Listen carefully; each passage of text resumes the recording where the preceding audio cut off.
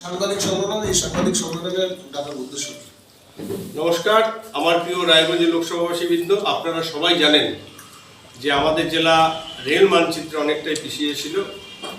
সেই ক্ষেত্রে অনেক নতুন নতুন যেমন স্টপেজ হয়েছে, ট্রেন চালু হয়েছে। আজকেও সকাল থেকে আমি যেরকম পাঞ্জিপাড়া আমাদের একটা স্টেশন, গুরুত্বপূর্ণ স্টেশন, গোয়ালপুকুর বিধানসভার মধ্যে পড়ে, সেই পাঞ্জিপাড়া রেল স্টেশনে আজকে থেকে মালদা ইন্টারসিটি দাঁড়াবে সেই স্টপেজের আজকে ট্রেন দেওয়া হলো। আমরা ফ্ল্যাগ দেখিয়ে এলাম। তার সাথে সাথে আমাদের কানকি স্টেশন, যেটা কানকি ধাম, যেখানে ম্যাক্সিমাম ডেভেলপমেন্ট এখন শুরু হয়েছে। একদিকে দুটো আমাদের প্ল্যাটফর্ম হচ্ছে, তার সাথে নতুন করে এফওবি হচ্ছে। এর আগে ওখানে কলকাতাগামী ট্রেন দাঁড়িয়েছে, ইন্টারসিটি দাঁড়িয়েছে। আজকে ওদের ডিমান্ড ছিল বালুরঘাট ইন্টারসিটি, সেটাও আজকে সেখানে স্টপেজ দেওয়া হলো এবং তার ফ্ল্যাগ অফ করা হলো। ঠিক তেমনি আজকে সন্ধ্যায় আমাদের হেমদাবাদ বিধানসভা, যেটা বাঙালবাড়ি স্টেশন, সেখানে খুব দীর্ঘদিনের দাবি ছিল কলকাতাগামী ট্রেনের স্টপেজের, সেটার থেকে আজকে থেকে সেখানে কুলিক এক্সপ্রেস দাঁড়াবে। তার সাথে আমাদের জেলাবাসীর দীর্ঘদিনের আর একটা দাবি ছিল কুলিক এক্সপ্রেস, সেটা আমাদের ব্যান্ডেলের স্টপেজের জন্য অলরেডি সেই অর্ডার হয়ে গেছে। আগামী থেকে এই কুলিক এক্সপ্রেসও আমাদের ব্যান্ডেলে দাঁড়াবে, সেই রেলওয়ে বোর্ডের অর্ডার হয়ে গেছে। এর সাথে সাথে আমার আজকে আরও বিশেষ যে কারণে আমার এই প্রেস মিট, সেটা হচ্ছে আমার রায়গঞ্জ লোকসভাবাসী দীর্ঘদিনের একটা দাবি ছিল, সেটা হচ্ছে রায়গঞ্জ বাসুই সড়কপথ।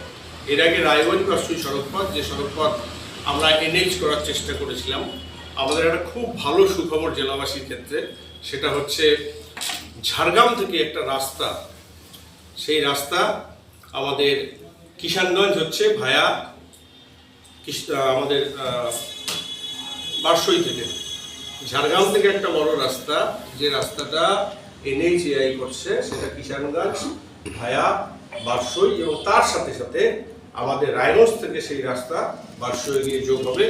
অলরেডি সেটা প্রাথমিক পর্যায়ে ডিপিআর তৈরি না, ডিপিআর এর কাজ অলরেডি সেই এজেন্সি শুরু করে দিয়েছে।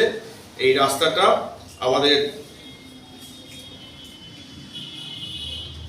অলরেডি শুরু করে দিয়েছে যে সংস্থা, সেটা হচ্ছে সেই তার নাম আমিও দিয়ে দিচ্ছি। আর তার সাথে সাথে এই রাস্তাটার নাম হচ্ছে, মেন যেটা নাম এই রাস্তাটার রাস্তাটা তৈরি হচ্ছে, তার নাম মোরগাম কিষানগঞ্জ হাই স্পিড করিডর ভায়া বারসই, এবং তার সাথে সাথে Raiganj West Bengal Barsoi Bihar road connectivity, এটা দিয়ে এই রাস্তাটা তৈরি হচ্ছে। এই যে রাস্তাটা অলরেডি এটার ডিপিআর এর টেন্ডারের অনুমোদন হয়ে গিয়ে, এবং সেই ডিপিআর তৈরির এজেন্সি যে কনসালটেন্সি, সে কাজ শুরু করে দিয়েছে। এটা সত্যিই আমাদের জেলাবাসীর কাছে সুখবর, কারণ আমরা এর আগে ভেবেছিলাম, আমি যেভাবে চেষ্টা করেছিলাম সেটা ছিল আমাদের NH-27 আমরা এই রাস্তাটাকে জোড়া দিতাম রায়গঞ্জ থেকে বারসই। কিন্তু এই রাস্তাটা, যে রাস্তাটা আমার কাছে এখন অব্দি যা খবর, এই রাস্তাটা মোরগাম থেকে পাকুড় হয়ে ঝাড়খণ্ড হয়ে আমাদের বেঙ্গল হয়ে বিহারে ঢুকবে, এবং এটা একটা জাতীয় প্রজেক্ট।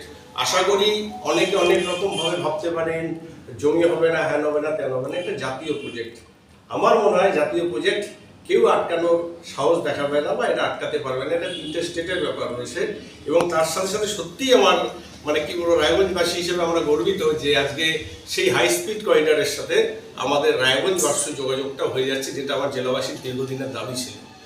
কিন্তু কার্তিকবাবু, অলরেডি তো পারমিশন সমস্ত কিছু অ্যালটমেন্ট হয়ে গেছে।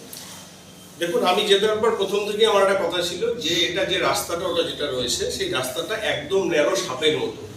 হয়তো কিছু ক্ষেত্রে টোটো বা ছোটো গাড়ির ক্ষেত্রে সেটা হয়তো সুবিধা হতো, কিন্তু আমি একটা কথাই বলে এসেছি যে আমি এনএইচ এটাকে করবো, এনএইচ করার জন্য সেই চেষ্টা আমার রয়েছে।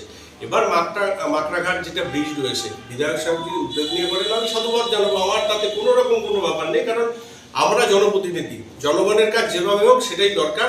সে যেভাবেই করুক, উনি করলে উনি করবো, ওনার দ্বারা হলে আমি করলে আমি করবো। কিন্তু আমার প্রপোজাল শুরু থেকে ছিল এনএইচ হলে একদিকে যেমন আমাদের বারসই স্টেশনে যাওয়ার সুবিধা হবে, ঠিক তেমনি আমাদের ব্যবসায়ীদের, বিশেষ করতে আমাদের বেঙ্গলের সাথে আমাদের বারসই বিশেষ করতে যারা আমাদের এখানে বেশিরভাগ যারা ভেজিটেবল ফার্মার রয়েছে বা অনেক কিছু রয়েছে, এখন তো আমাদের দুগ্ধজাত দ্রব্য যাচ্ছে, আমাদের বড় রাস্তা হলে সেই ক্ষেত্রে এই যে একটা বড় রাস্তা হচ্ছে, সেই রাস্তার ক্ষেত্রে আরও সুবিধা হবে। এবং সেই রাস্তাটা যেদিক দিয়ে যাচ্ছে আমাদের একটা নতুন রুটও হতে পারে। হয়তো আমরা যেভাবে ডাইরেক্ট মালদা দিয়ে যাচ্ছি, যদি এই রুটটা আমাদের শর্ট পড়ে বারসই হয়ে গিয়ে, আমি যেটুকু শুনেছি আর কি, যেটা আমাদের মানিকচক হয়ে পাকুড় হয়ে রাস্তাটা হবে, সেটার ক্ষেত্রে আমাদের ব্যবসায়ীদের ক্ষেত্রে একটা আমূল পরিবর্তন হয়, ব্যবসা ক্ষেত্রে সুবিধা হবে। রেল বাজেটে আমাদের উত্তর দিনাজপুরের ভাগ্যে কত টাকা পড়েছে, যেটা দেখা যাচ্ছে যে কোনো রকম কোনো অ্যালটমেন্ট জানানো হয়নি। না এখনো অব্দি শুনুন, আপনারা অ্যালটমেন্ট কি হয়েছে শুনুন, আমি বলছি। এবার রেকর্ড পরিমাণে অ্যালটমেন্ট দেওয়া হয়েছে পশ্চিমবঙ্গে রেলে, 14,000 কোটি টাকার অ্যালটমেন্ট দেওয়া হয়েছে। বাকি ডিটেলস বাজেট ডিসকাশন যখন চলে আসবে আমরা সবাই পেয়ে যাবো, আপনারাও পেয়ে যাবেন। সাময়িক কিছুদিন কে কি বললো তার উত্তর আমি দেবো না।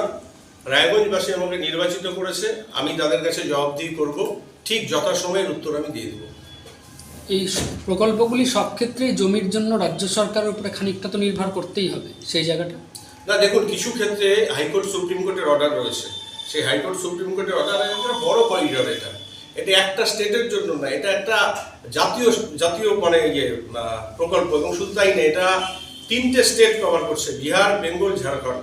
সেই ক্ষেত্রে আশা করি আমি কোনো অসুবিধা হবে না, কারণ জাতীয় প্রকল্পের কাজ মহামান্য সুপ্রিম কোর্ট হাইকোর্টের অর্ডার রয়েছে, সেই ক্ষেত্রে জমি বাধা হয়ে দাঁড়াবে না।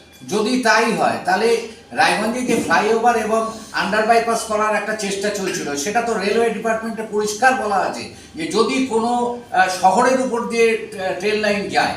দেখুন, ওই প্রজেক্টটা 3টে স্টেটের, আর এটা একটা স্টেটের মধ্যে রয়েছে, এবং আন্ডারপাস হবে না এরকম এখনো মানে সেরকম কোনো ব্যাপার নেই, কারণ একটা রাস্তা বন্ধ থাকলে আরও অনেকের রাস্তা খোলা থাকে। আমরা জীবনে একটা বাধার সম্মুখীন হলে হয়তো 5টা পথ আমরা দেখে নিতে পারি, সেই পথটা সঠিকভাবে খুঁজে নিতে হবে। আগামী দিনে আশা করি সেই পথ আমরা বের করতে পারবো।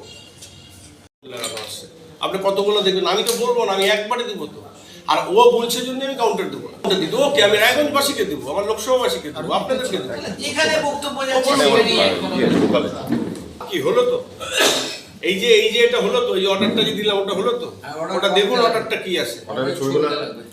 নম্বর প্ল্যাটফর্মে ট্রেন দাঁড়ায়, পুরোনো প্ল্যাটফর্মটা ডাউন আসে, সেটাকেও আপগ্রেড করা হবে। এই প্রজেক্টগুলো অলরেডি নিয়ে প্ল্যান এস্টিমেট হচ্ছে। কিন্তু রাস্তাটা দীর্ঘদিন ধরে খারাপ, বাজার বসছে, মানুষের দুর্ঘটনা ঘটছে।